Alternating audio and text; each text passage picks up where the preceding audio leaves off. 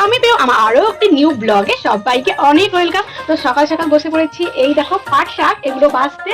তো আজকে পাট শাক দিয়ে কি আইটেম হয় সেটাই তোমরা সঙ্গে থাকো ও দেখতে থাকো। তো চলো, পাট শাক দিয়ে ডাল ভাজা দুটোই ভালো লাগে, আমার ডালটা বেশি ভালো লাগে। তো এখন জানি না কি রান্না হবে, ডাল না ভাজা হবে, মনে হয় ডালই হবে কারণ বাবাও পাট শাকের ডালটাই বেশি ভালোবাসে। চলো এবার পাট শাকগুলো বেছে। তোমার ডাল হলে এই শিরাটা ফেলে দিতে হয়, ভাজাতে না ফেললেও হয়। তো ডাল হলে এই শিরাটা ফেলে দিতে হয় মাঝের।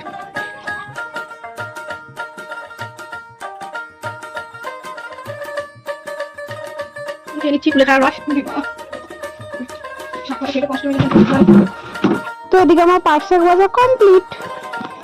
আমার নতুন বাড়ির এখানে তো আগের সপ্তাহে দেখে গেছিলাম তোমার গাছে একটা মোচা হয়েছে, তো ভাবলাম চলো তাহলে ওই মোচাটাকে পেরে নেওয়া যাক। মোচাটা হয়েছে, এখন এদিক দিয়ে যেতে আর আমি ওর দিয়ে কই আমিই পাই।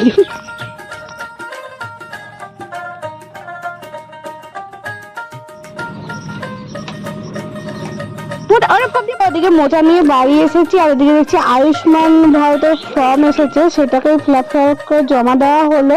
আর এদিকে তোমাদের রান্নার ভিডিওটা শেয়ার করা হয়নি, বিকেলে পেস্টি খেয়ে নিলাম। তো চলো আজকে ব্লগটা